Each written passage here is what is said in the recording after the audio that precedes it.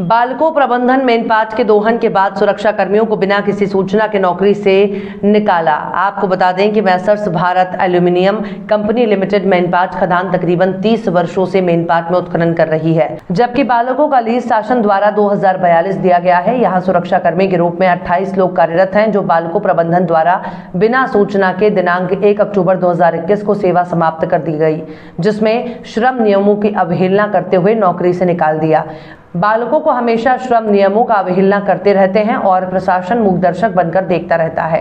बालको मेनपाट के हरियाली का विनाश कर यहाँ उत्खनन किया जा रहा है। बालकों को कभी भी स्थानीय विकास में सहभागी नहीं बनाया गया। निकाले गए सुरक्षा कर्मियों के सामने परिवार के भरण पोषण करने का कोई रास्ता नहीं है। सभी सुरक्षा कर्मी 15 वर्ष से कार्यरत हैं। इस तरह अचानक निकाल देने से उनके सामने भुखमरी की स्थिति पैदा हो गई है। सुरक्षा कर्मियों ने आरोप लगाया है कि बालको प्रबंधन सभी मानवाधिकार का शोषण करते हुए प्रबंधन द्वारा धमकी भी दी जा रही है। इस संबंध में सुरक्षा कर्मियों ने कलेक्टर सरगुजा से न्याय की गुहार लगाई है। अपना परिचय बता दीजिए। छठन कुमार दुबे। दुबे जी, कहाँ जॉब करते थे आप लोग और क्या कह के निकाल दिया गया? बालको में 2005 से हम लोग जॉब करते थे और बिना कोई सूचना दिए हम लोगों को ड्यूटी से मुक्त कर दिया गया। कहाँ बालको में? 30 तारीख मेनपाट 30 तारीख तक ड्यूटी की। क्या काम करते थे? हम लोग सभी सुरक्षा कर्मी का काम करते थे। अब अचानक से बिना सूचना के निकाल दिया गया, तो कैसी स्थिति है? स्थिति हम लोगों के साथ भूखमरी के कगार पर आ गए हैं और साथ साथ हमारे बाल बच्चे परिवार भी भूखमरी के कगार पर आ गए हैं। आज कहाँ आए आप? हम लोग कलेक्ट्रेट में आए हुए हैं। जिला महोदय से मांग कर रहे हैं कि हम लोगों को वापस ड्यूटी में लिया जाए।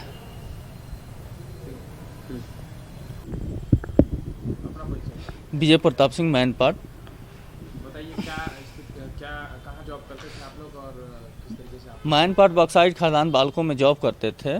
बिना सूचना के बालको द्वारा 1 तारीख को सुबह 7 बजे बताया जा रहा है कि आपकी नौकरी ख़त्म कर दी गई है, आप अपने घर जाइए।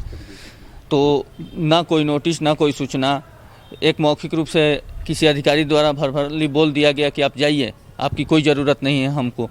अब ये हमारे साथ, हमारे परिवार के साथ, बाल बच्चों के साथ है तो बहुत दयनीय स्थिति हो गई है, भूखमरी के कगार पे हो गए हैं।